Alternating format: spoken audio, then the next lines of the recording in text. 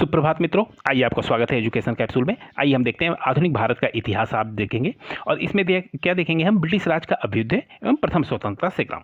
चलिए हम पहला शुरू करते हैं क्वेश्चन। और इसमें हम क्या है, इसमें हमने एक बात और है, हमने इसमें 50 क्वेश्चन लिए हुए हैं आज हम। चलिए शुरू करते हैं। पहला क्वेश्चन हम देखते हैं।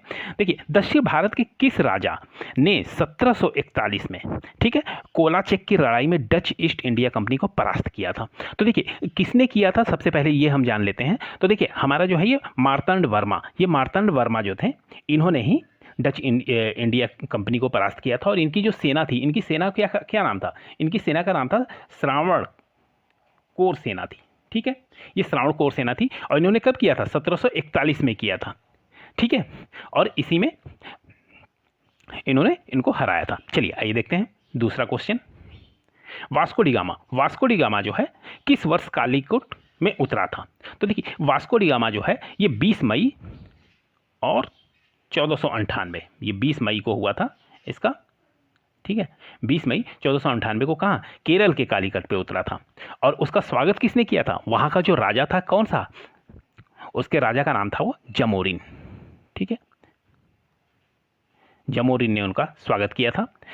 चलिए फिर देखते हैं हम तीसरा क्वेश्चन। वास्को डी गामा एक पुर्तगाली अन्वेषक ने, हाँ, कह रहे हैं समुद्री मार्ग की खोज की। देखिए तो ये जो भारत की खोज की थी इसने, आपको पता ही होगा, भारत की समुद्री मार्ग से इसने खोज की। और इसने किस सन में खोज की, ये पूछ रहा है। ठीक है, तो ये अभी ऊपर हम लोग जान गए हैं इसे। ठीक है ना, अभी देखा होगा आपने 1498 में इसने खोज की है। ठीक है, चलिए आइए देखते हैं चौथा क्वेश्चन। प्लासी का युद्ध कब लड़ा गया? तो प्लासी का युद्ध आपको पता ही होगा, कितनी बार ये क्वेश्चंस में आ चुके हैं और ये हर बार इंपॉर्टेंट बना भी रहता है। तो ये 1757 में, ये 1757 में किसके साथ लड़ा गया था, ये किस किस के बीच लड़ा था? तो देखिए अंग्रेज और बंगाल के नवाब। ठीक है, बंगाल के नवाब के बीच लड़ा गया था। और बंगाल के नवाब कौन थे? सिराजुद्दौला, आप याद रखिएगा, सिराजुद्दौला जो था, इससे लड़ा गया था। और इसमें पराजित कौन हुआ था? इससे पराजित जो हुआ था, सिराजुद्दौला हार गया था। ठीक है, और इसका चलिए अभी आगे देखेंगे। चौथा क्वेश्चन हो गया हमारा। पांचवा क्वेश्चन देखते हैं हम। प्लासी की लड़ाई अंग्रेजों और, देखिए आ गया ना ये, तो हमारा ये पहला ही हो जाएगा, सिराजुद्दौला। ठीक है, और ये किससे लड़ा था? अंग्रेज की तरफ से नेतृत्व कौन कर रहा था उसका? तो अंग्रेज की तरफ से कौन नेतृत्व कर रहा था? तो क्लाइव। ठीक है, इसकी तरफ से नेतृत्व जो है क्लाइव कर रहा था। ठीक है, याद रखिएगा आप। चलिए आगे देखते हैं हम छठवां क्वेश्चन। इनमें से किन लड़ाई में अंग्रेजों ने बंगाल के नवाब सिराजुद्दौला को हराया? तो सीधी सी बात है, इसमें सीधा सीधा सा दिख रहा है हमें, 1757 की प्लासी की लड़ाई में इसने हराया। ठीक है, आइए अब देखते हैं सातवां क्वेश्चन। सातवां क्वेश्चन में क्या कह रहा है? बक्सर की लड़ाई में, बक्सर के युद्ध के बाद ईस्ट इंडिया कंपनी मुगल सम्राट को प्रतिवर्ष कितना? तो देखिए यहाँ पे जो है सीधा सीधा सा है, ये 26 लाख रुपए। ठीक है, ये 26 लाख रुपए देने का हुआ था। और किससे हुआ था ये किसने देने को कहा था? मुगल सम्राट कौन था ये? शाह आलम, आप समझिएगा इसको, शाह आलम को ये दिया गया था 26 लाख रुपए। क्या था? वार्षिक, ये प्रतिवर्ष है, ये वार्षिक उसको पेंशन दिया गया था। ठीक है, चलिए आइए देखते हैं हम आठवां क्वेश्चन। बक्सर के युद्ध के बाद नवाब ने इलाहाबाद और कड़ा मुगल सम्राट को सौंप दिया। ठीक है, जो ब्रिटिश सैनिकों के संरक्षण के अंतर्गत आया था। ठीक है, तो इसमें क्या कह रहा है कि किस चीज़ को हमने, नवाब ने, तो कहाँ के नवाब थे वो? आपको अभी हमने पिछले क्वेश्चन में बताया है, ये नवाब जो थे कहाँ के? अवध के नवाब थे। ठीक है, तो हमारा जो सही हो जाएगा ये अवध के नवाब हो जाएगा। तो बक्सर के युद्ध के बाद अवध के नवाब। ठीक है, चलिए आइए देखते हैं 9 क्वेश्चन। ये पूछ रहा है कि किस वर्ष में ईस्ट इंडिया कंपनी के जहाज़ों ने सूरत के पास स्थित सवाली एस्चुरी में पुर्तगालियों को पराजित किया था? ठीक है, तो इसमें देखिए, इसमें जो हमारा है 1612 में जो है यहाँ पर इन्होंने, ईस्ट इंडिया कंपनी ने सूरत के पास सवाली को पराजित किया था। चलिए आइए देखते हैं 10वां क्वेश्चन। पहली डेनिश ईस्ट इंडिया कंपनी ने अपना परिचालन किस वर्ष शुरू किया था? तो देखिए ये अंग्रेजों के बाद जो है डेनिश आए थे। ठीक है, तो डेनिश कब आए थे? ये 1616 में आए थे, आप याद रखिएगा ये, तो 1616 में आए थे ये। ठीक है, चलिए ये क्या कह रहा है? श्रीरंगपट्टनम का ऐतिहासिक शहर जिसे टीपू सुल्तान और उसके पिता हैदर अली की कब्रों का घर माना जाता है वह निम्नलिखित किस शहर से 15 किलोमीटर की दूरी पे है? तो देखिए रंगपट्टनम, ठीक है ना, रंगपट्टनम से 15 किलोमीटर की दूरी पे जो स्थित है हमारा क्या है, मैसूर है। ठीक है, तो इस मैसूर आप लगाएंगे टिक इसको। चलिए आगे देखते हैं हम।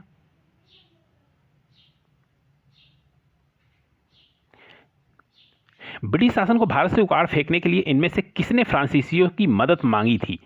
ठीक है, तो देखिए इसने फ्रांसीसियों की जो मदद मांगी थी वो किसने मांगी थी? वो टीपू सुल्तान ने मांगी थी। ठीक है, अगर ये मदद मिल जाती तो आज का इतिहास भी कुछ अलग होता, आज़ादी बहुत पहले भी मिल सकती थी। चलिए आइए देखते हैं हम। 13वां, टीपू सुल्तान कहाँ का शासक था? तो सीधी सी बात है, टीपू सुल्तान जो है वो मैसूर का शासक था, आप ये याद रखिएगा। और वो फ्रांस, ठीक है, फ्रांस के मतलब क्या, शासन से बहुत अधिक क्या था वो, मतलब प्रभावित था और प्रेरित था। ठीक है, हाँ, ये श्रीरंगपट्टनम है, शेरिंग है। ये श्रीरंगपट्टनम की लड़ाई में अंग्रेजों ने किसे पराजित किया? तो सीधी सी बात है, टीपू सुल्तान को पराजित किया है उन्होंने। ठीक है, और ये कब पराजित किया है ये आप याद रख लीजिएगा। ठीक है, तो ये 1799 में टीपू सुल्तान को ये हराया था। और ये कौन सा युद्ध था? ये चतुर्थ, ठीक है, चतुर्थ आग्ल आग्ल मैसूर, ठीक है, आग्ल मैसूर युद्ध था, आप याद रखिएगा। चलिए 15वां क्वेश्चन देखते हैं। किस वर्ष में ईस्ट इंडिया कंपनी ने रणजीत सिंह के साथ अमृतसर की पहली संधि पे हस्ताक्षर किए? तो देखिए पहली संधि पे जो हस्ताक्षर किए वो 1809 में किए थे, आप याद रखिएगा इसको। और किसके ईस्ट इंडिया कंपनी के तरफ से कौन था उस वक्त जिसने रणजीत सिंह से हस्ताक्षर किए, किसकी मध्यस्थता में हुआ था? तो वो कौन था? तो वो थे चार्ल्स मेटकॉफ, आप याद रखिएगा, चार्ल्स मेटकॉफ थे। चलिए 16वां क्वेश्चन देखते हैं। ये मुंबई जो कह रहा है कि अब छत्रपति शिवाजी महाराज टर्मिनल है, तो यानी मुंबई से और कहाँ, थाने तक जो पहली ट्रेन चली थी, ये अक्सर पूछा करता है और बहुत ही इंपॉर्टेंट क्वेश्चन है, तो इसे आप याद रखिएगा। ठीक है, तो ये हमारा कब चला था? तो 1853 में चला था, आप ये याद रखेंगे। ठीक है, चलिए 17वां क्वेश्चन। भारत के governor general Lord William Bentinck ने सती प्रथा को समाप्त करने हेतु किस वर्ष कानून लेके आए थे? ठीक है, तो देखिए 1829 में ये सती प्रथा को समाप्त करने का कानून लेके आए थे। ठीक है, उन्होंने एक कानून पारित किया था। चलिए 18वां, निम्नलिखित में कौन सा दूसरा प्रांत था जिसने सहायक संधि को स्वीकार किया? तो देखिए पहला प्रांत नहीं पूछ रहा है, ये कह रहा है कि दूसरा प्रांत। तो सबसे पहले आप जान लीजिए कि पहला प्रांत कौन सा था। तो पहला प्रांत जो था, पहला हैदराबाद था। ठीक है, थोड़ा सा समझिएगा इसको, हैदराबाद लिखा हुआ है हमारा। ठीक है, और ये कह रहा है कि दूसरा, तो दूसरा देखिए हमारा कौन सा है? तो सही आंसर हो जाएगा हमारा मैसूर, ये आप याद रखेंगे। अगर पूछ देता है कि पहला प्रांत कौन था तो आप हैदराबाद को टिक करेंगे, उसने ऑप्शन दिया होगा, तो हमारा जो राइट आंसर हो जाएगा ये हमारा मैसूर हो जाएगा। चलिए 19वां क्वेश्चन, सिविल सेवा किसके शासनकाल में प्रारंभ की गई? तो देखिए ये भी बहुत महत्वपूर्ण है। सिविल सेवा जो है हमारा ये लॉर्ड कॉर्नवालिस के शासनकाल में प्रारंभ की गई थी। और ये कब हुआ था? ये 1786 में हुआ था। ठीक है, और सिविल सेवा का जनक किसे कहा जाता है? सिविल सेवा का जनक भी लॉर्ड कॉर्नवालिस को ही कहा जाता है, आप ये याद रखेंगे। अगर ये पूछता है कि सिविल सेवा के जनक, ठीक है, सिविल सेवा के जनक, ठीक है, तो ये आप याद रखेंगे। चलिए आइए आगे देखते हैं। ब्रिटिश साम्राज्य में अवध का विलयन कब हुआ? तो ब्रिटिश साम्राज्य में तो अवध का विलयन हुआ था वो हमारा हुआ था 1856 में। ठीक है, 1856 में ये हमारा विलयन हुआ था। 21वां क्वेश्चन देखते हैं। लॉर्ड डलहौजी ने अवध को कब कब्जे में लिया? तो देखिए लॉर्ड डलहौजी ने जो है वो 1856 को, ठीक है, 1856 में उसने कब्जे में लिया था। 22 जनवरी 1858 में लॉर्ड कैनिल कहाँ चले गए थे? ये पूछ रहा है कि कहाँ चले गए थे, और दिल्ली डिवीज़न को छोड़कर उत्तरी पश्चिमी प्रांत का गठन किया गया। तो देखिए यहाँ से ये जो लॉर्ड कैनिल जो है वो इलाहाबाद चले गए थे, आप ये याद रखिएगा, ये भी महत्वपूर्ण क्वेश्चन है। ठीक है, अब क्या कह रहा है? 2 मिनट 22 के बाद 23वां क्वेश्चन, सॉरी, हाँ भारत के किस गवर्नर जनरल को स्थानीय स्वशासन का पिता कहा जाता है? तो देखिए ये भी बहुत ही महत्वपूर्ण क्वेश्चन है, इसको आप याद रखिएगा। तो देखिए लॉर्ड रिपन जो हैं उनको स्थानीय स्वशासन का पिता कहा जाता था। और ये स्थानीय स्वशासन, ठीक है, प्रस्ताव लेके आए थे, ठीक है, ये प्रस्ताव लाए थे ये, इसीलिए इनको कहा जाता है। और ये प्रस्ताव कब लेके आए थे अगर पूछ देता है तो आप बताएंगे 1882, ठीक है। चलिए आगे देखते हैं हम।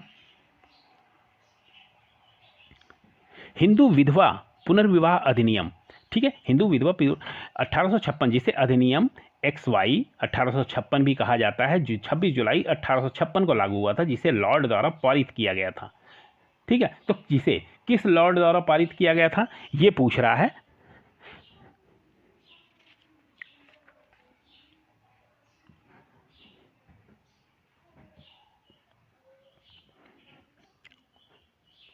तो हमारा जो सही आंसर हो जाएगा ये लॉर्ड कैनिन हो जाएंगे, ठीक है। लॉर्ड कैनिन जो है हमारे ये हो जाएंगे, इन्होंने ही पारित किया था। और ये 1800 कब हुआ था?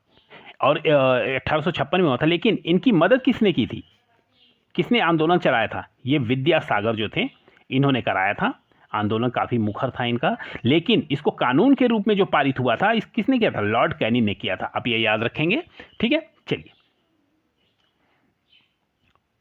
बंगाल का विभाजन 1905 में ब्रिटिश वायसराय, कौन से ब्रिटिश वायसराय थे जिनके कारण हुआ था? तो ये हमारा लॉर्ड जो है कर्जन, ठीक है, लॉर्ड कर्जन के द्वारा हुआ था, ठीक है, ये आप याद रखिएगा। और ये 1905 में हुआ था। चलिए आगे देखते हैं हम 26वां क्वेश्चन। संरचना में कुछ सुधारों की घोषणा की, ठीक है, संरचना में कुछ सुधारों की घोषणा की जिन्हें मॉर्ले मिंटो सुधार के रूप में जाना जाता है, ठीक है। तो ये कह रहा है कि ये कब हुआ था? तो ये 1909 में हुआ था, आप ये याद रखेंगे, ठीक है। और इसको भारतीय परिषद अधिनियम, ठीक है, भारतीय परिषद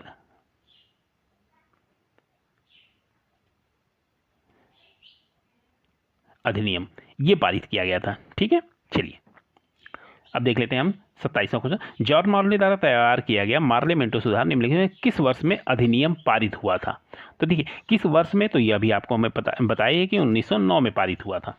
चलिए ये क्या कह रहा है? वर्ष 1905 में बंगाल के विभाजन के दौरान भारत के वायसराय कौन थे? तो देखिए इस वक्त जो वायसराय थे हमारे कौन थे? लॉर्ड कर्जन थे, आपको याद रखा है। 1905 में बंगाल विभाजन हुआ था, ठीक है, याद रखिएगा। चलिए 29वां क्वेश्चन हम देखते हैं। किसने बंगाल में अस्थायी उपनिवेश की शुरुआत की? तो देखिए अस्थायी उपनिवेश की जो शुरुआत की उन्होंने किसने? लॉर्ड कॉर्नवालिस ने की, ठीक है, यहाँ पे याद रखिएगा। और लॉर्ड कॉर्नवालिस ने जो अस्थायी उपनिवेश की शुरुआत की, ये कब की? ये 1793 में की, आप यह याद रखिएगा। और इसी को क्या कहते हैं? अस्थायी बंदोबस्त भी कहते हैं, भूकर व्यवस्था, ठीक है, अस्थायी बंदोबस्त या भूकर व्यवस्था, ये आप याद रखेंगे। चलिए आगे देखते हैं हम 30वां क्वेश्चन। निम्नलिखित में से कौन सी प्रणाली भारत में ब्रिटिश शासन के दौरान भूमि राजस्व प्रणाली से संबंधित नहीं है? ठीक है, तो इसमें जो हमारा सही आंसर हो जाएगा ये हो जाएगा सी, दस्तक। दस्तक जो है ये हमारा सही आंसर होगा। चलिए आइए देखते हैं 31वां क्वेश्चन। महालवाड़ी प्रणाली कहाँ लागू की गई थी? तो देखिए महालवाड़ी प्रणाली जो है ये कहाँ पे लागू की गई थी? ये पंजाब, ठीक है, पंजाब और उत्तर प्रदेश के कुछ राज्यों को मिला के इसमें किया गया था। तो इसमें जो हमारा सही आंसर हो जाएगा ये उत्तर प्रदेश हो जाएगा, ठीक है, आप याद रखिएगा इसको। आइए 32वां क्वेश्चन देखते हैं। लॉर्ड डलहौजी की विलय नीति का प्रथम शिकार निम्न में से कौन सा हुआ?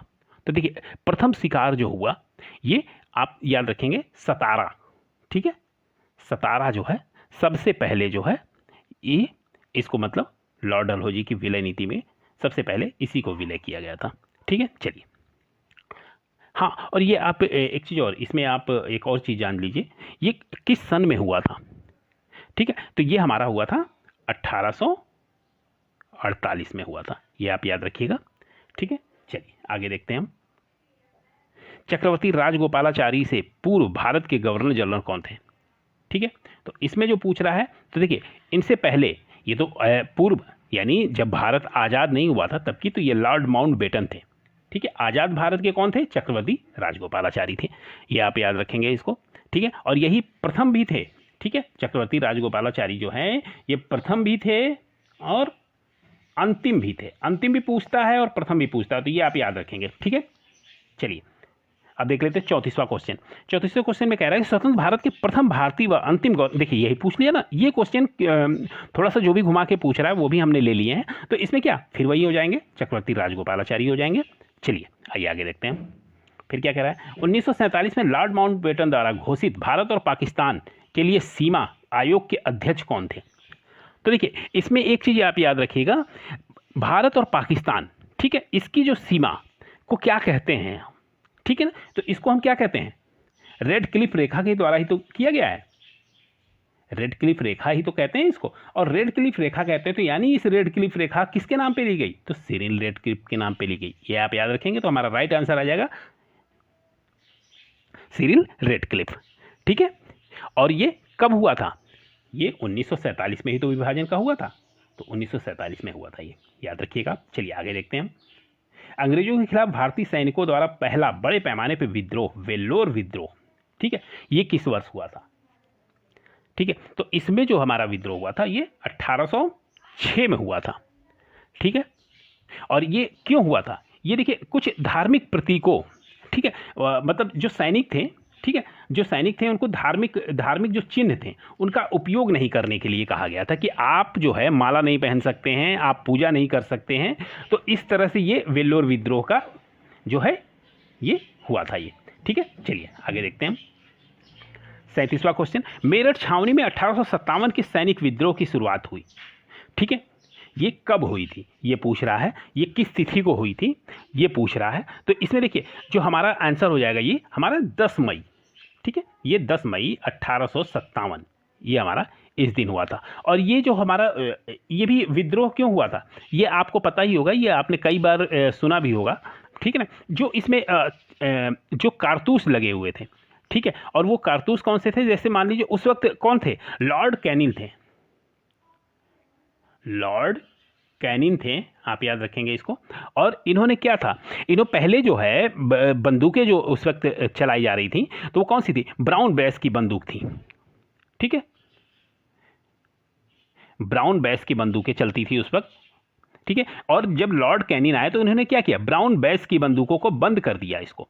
फिर कि इन्होंने एनफील्ड राइफल, ठीक है, इन्होंने एनफील्ड राइफल, ये भी देखिएगा अभी सवाल आगे आएगा, एनफील्ड राइफल, ठीक है, इसको चालू किया। और इस एनफील्ड राइफलों में क्या था, इन एनफील्ड राइफलों में जो भी कारतूस हमें लगाना होता था उसके ऊपर चमड़ी लगी होती थी, उस कारतूस उसको दांतों से खींचना पड़ता था, जिसे ये लोगों ने कहा कि ये गाय की चर्बी है और सुअर की चर्बी है, इस वजह से ये विद्रोह हुआ था। ठीक है, चलिए आइए आगे देखते हैं। हाँ, 1857 के सिपाही विद्रोह में सिपाहियों किस कंपनी द्वारा, तो देखिए किस कंपनी द्वारा अभी हमने आपको बता दिया ना, अब देखिए हमने क्या बताया था, एनफील्ड, एनफील्ड आपका सही आंसर हो जाएगा। चलिए आइए देखते हैं 29वां क्वेश्चन, सिपाही विद्रोह किस वर्ष आरंभ हुआ था? तो देखिए सिपाही विद्रोह जो है हमारा कब हुआ, 2 मिनट जी, सिपाही विद्रोह हमारा कब आरंभ हुआ था, तो ये हमारा 1857 को ही आरंभ हुआ था, आप याद रखिएगा इस चीज़ को। चलिए आगे देख लेते हैं हम 40वां क्वेश्चन। ठीक है, 40वें क्वेश्चन में ये कह रहा है कि निम्न में से किन्होंने 1857 के सिपाही 1857 के सिपाही विद्रोह को विद्रोह नहीं कहा। ठीक है, तो इसमें जो हमारा राइट आंसर हो जाएगा ये हो जाएगा आरसी मजमूदार, इन्होंने ही कहा था कि सिपाही विद्रोह नहीं है ये। इसे क्या उन्होंने कहा था, उन्होंने कहा था कि ये जन क्रांति है। ठीक है, आइए आगे देखते हैं हम 41वां क्वेश्चन, 1857 के प्रथम स्वतंत्रता विद्रोह में भाग लेने वाली प्रसिद्ध महिला स्वतंत्रता सेनानी कौन थी? तो देखिए प्रसिद्ध महिला जो स्वतंत्र थी ये हमारी बेगम हजरत महल। ठीक है, और इन्होंने कब भाग लिया था, इन्होंने 1857 में भाग लिया था, और कहाँ की थी, अच्छा ये आप याद रखेंगे कि ये बेगम हजरत महल जो थी ये कौन थी, ये तो ये वाजिद अली शाह का आपने नाम सुना होगा। ठीक है, वाजिद अली शाह, इनकी क्या थी, इनकी माँ थी ये। ठीक है, तो इन्होंने कहाँ से नेतृत्व किया था, इन्होंने लखनऊ यानी अवध से, उस वक्त अवध कहा जाता था इसको। ठीक है, लखनऊ से नेतृत्व किया था, आप याद रखेंगे आप। चलिए 42वां क्वेश्चन देखते हैं। अवध की रियासत से उस प्रसिद्ध योद्धा बेगम का क्या नाम था जिन्होंने, तो देखिए बेगम हजरत महल, ठीक है, ये फिर से यही आ गया, ये घुमा के क्वेश्चन पूछेगा इसलिए हमने ऐसे क्वेश्चन डाल दिए हैं। चलिए आइए देखते हैं 43वां क्वेश्चन। निम्नलिखित में से 1857 के विद्रोह को दबाने के लिए अंग्रेजों को सहायता प्रदान नहीं की थी, ठीक है, तो इसमें जिसने सहायता नहीं प्रदान की थी तो इसमें जो हमारे हो जाएंगे अवध की बेगम हजरत महल, ठीक है, अंग्रेजों को सहायता नहीं प्रदान की थी इसीलिए इनको युद्ध करना पड़ा था, ठीक है, तो हमारे जो हो जाएंगे ये अवध की बेगम हजरत महल। आइए 44वां क्वेश्चन देखते हैं। 1857 के विद्रोह के प्रसिद्ध नेताओं में से एक तात्या टोपे, यानी तांतिया टोपे भी कहते हैं, 1859 में इनको फांसी जो दी गई थी वो कह रहा है कि कहाँ पे दी गई थी, ठीक है, तो यहाँ पे जो है ये हमारा आंसर हो जाएगा शिवपुरी, ठीक है, शिवपुरी। लेकिन एक चीज़ और जान लीजिए आप, तात्या टोपे का नाम क्या था, कई बार अगर पूछ दे अगर कहीं से तो रामचंद्र, ठीक है, आप याद रखेंगे इसको, रामचंद्र पांडु रंग नाम था इनका, ठीक है, और ये ग्वालियर के जब पतन हुआ तो वहाँ से वो नेपाल चले गए थे और फिर ये पकड़े गए थे तो इनको कहाँ पे, शिवपुरी के किले में फांसी दी गई थी, तो आप ये याद रखिए शिवपुरी के किले में, ठीक है। चलिए 45वां क्वेश्चन देख लेते हैं। 1857 के विद्रोह में कानपुर के नेता कौन थे, ठीक है, तो 1857 के जो कानपुर के नेता थे वो हमारे कौन थे, नाना साहब थे, ये आप याद रखिएगा, ठीक है। नाना साहब को भी 1857 के विद्रोह का जो है इन्होंने कहाँ से नेतृत्व किया था, इन्होंने कानपुर से किया था, आप देख रहे हैं ना कानपुर, ठीक है। चलिए आगे देख लेते हैं। पल्ली आंदोलन संबंधित है किससे, तो देखिए पल्ली आंदोलन जो है हमारा तमिलनाडु से संबंधित है, ठीक है, ये एक जात होती है पल्ली, ठीक है, ये पल्ली लोग रहते हैं और स्वयं को क्षत्रिय वर्ग में रखते थे, ठीक है, तो इनको मतलब इन्हीं की वजह से ये जो रिवाज एक चालू हुआ, तो ये आंदोलन जो है तमिलनाडु से प्रारंभ हुआ। चलिए आइए देखते हैं हम अगला क्वेश्चन। वायसराय इरविन द्वारा गांधी जी द्वारा प्रस्तुत 11 सूत्री मांग पत्र पे कोई विचार न करने की स्थिति में नमक सत्याग्रह की शुरुआत की गई। तो ये नमक सत्याग्रह की शुरुआत जो है ये हमारा कब की गई थी, तो ये हमारा की गई थी आपकी 6 अप्रैल 1930 को की गई थी। और 30 को जो की गई थी, आप एक चीज़ ये भी समझिए, ये जो नमक सत्याग्रह हुआ था ये कहाँ से हुआ था, डांडी यात्रा, ठीक है, इसको डांडी यात्रा भी कहते हैं। चलिए आगे देख लेते हैं हम 48वां क्वेश्चन। 1857 की क्रांति को किससे जोड़ा जाता है, तो देखिए 1800 क्रांति जो है इसको जोड़ा जाता है कमल और चपाती से, ठीक है, आप ये याद रखिएगा, कमल और चपाती ये जो है हमारा इसको इससे जोड़ा जाता है। चलिए 49 क्वेश्चन जो है, हंटर आयोग का गठन किसके लिए हुआ था, तो देखिए हंटर आयोग का गठन जो हुआ था जलियांवाला बाग हत्याकांड के लिए हुआ था, ठीक है, ये आप याद रखेंगे, इसको भूलना नहीं है आपको। चलिए 50वां क्वेश्चन। भारतीय राष्ट्रीय कांग्रेस, ठीक है ना, प्रथम अधिवेशन निम्नलिखित में से किस पदावधि में हुआ, ठीक है, मतलब किसकी संरक्षण में हुआ या किसकी देखरेख में हुआ है, आप ये याद रखेंगे, तो ये जो हुआ लॉर्ड डफरिन, बी हमारा ऑप्शन सही हो जाएगा, ठीक है। हमने आपको 50 क्वेश्चन आज करा दिए हैं। थैंक्स फॉर वॉचिंग, धन्यवाद।